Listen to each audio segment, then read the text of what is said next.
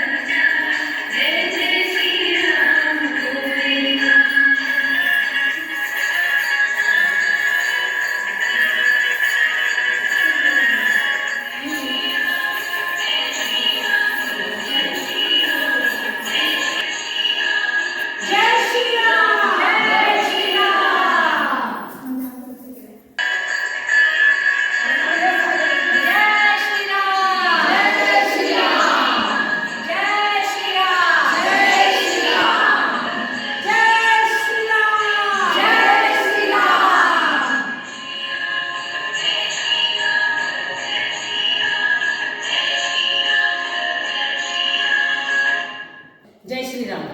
मी गौरी गौतम नीलाखे। आज आम्ही खेळाडू ग्रुप आम्ही सगळ्या महिला एकत्र आलेलो आहोत।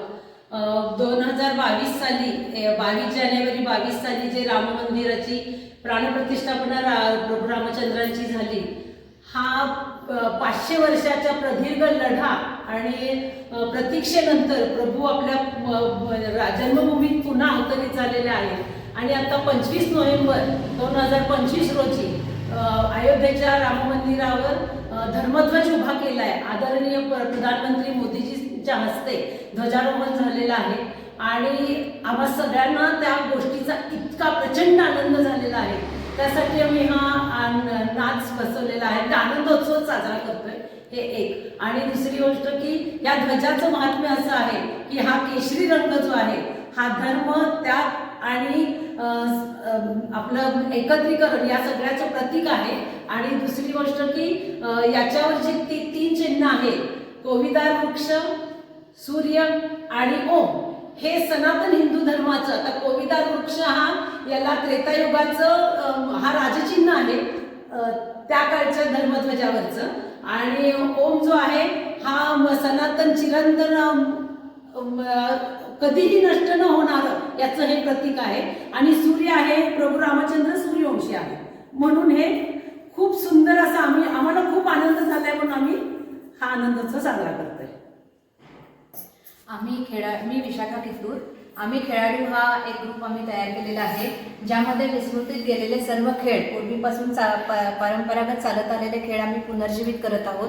त्यात आणखी सनातन धर्माचा पण प्रचार आणि प्रसार हा पण उद्देश आहे.